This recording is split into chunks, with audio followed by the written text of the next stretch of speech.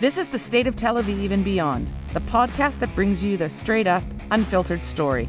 What's really going down in Israel? Politics, economics, religion and state, lots of conflict. I'm your host, Vivian Berkovich, former Canadian ambassador to Israel. We're on the street with the folks who live here and have skin in the game. Yalla, let's dive in. Last Saturday night, 250,000 people took to the streets of Tel Aviv in protest. Approximately 500,000 did so throughout Israel. I was there in the Heart Center at the intersection of Kaplan Street and Begin Boulevard. It's an interesting metaphor, the street names.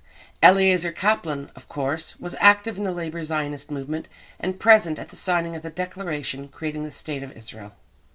Menachem Begin was solidly on the right wing of the political spectrum, and his Likud party's triumph in 1977, making him the first right-wing prime minister in Israel's history, marked a huge shift in the country's politics and balance of power.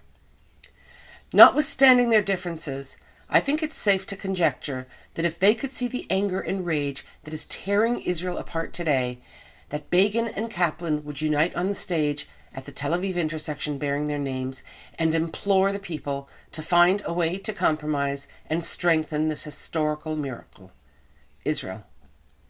In their place were hundreds of thousands of Israelis, what many consider to be the salt of the earth. But Prime Minister Netanyahu and his coalition partners vilify the protesters as anarchists, leftists, and terrorists.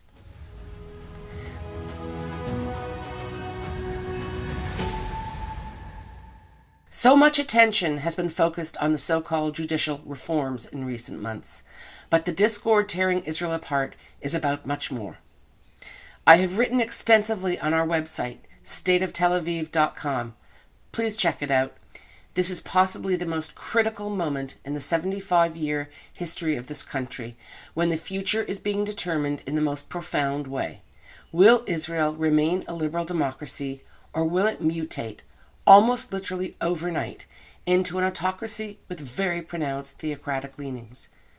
The main issues in this crisis are those raised in the so-called judicial reform legislation that this coalition government is shoving through the Knesset at a frenzied, crazy pace.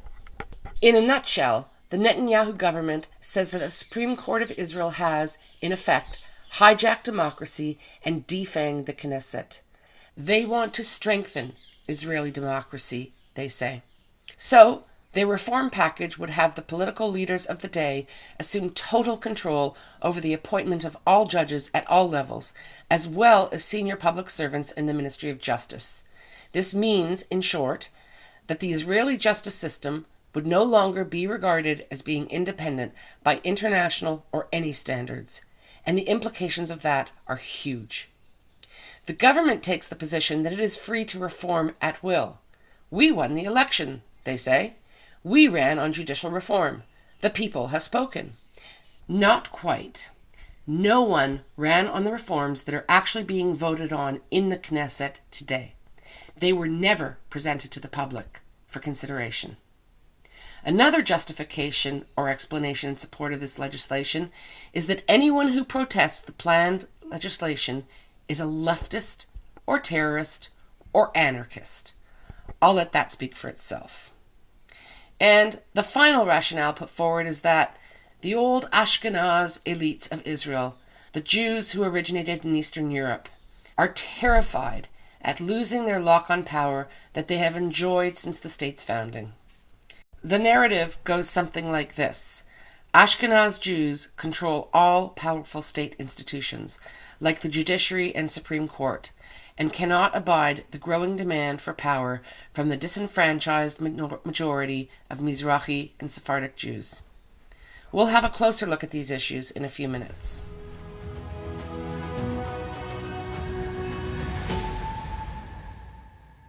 Check us out at stateoftelaviv.com on Substack, where you will have access to our full library of content for a limited time only.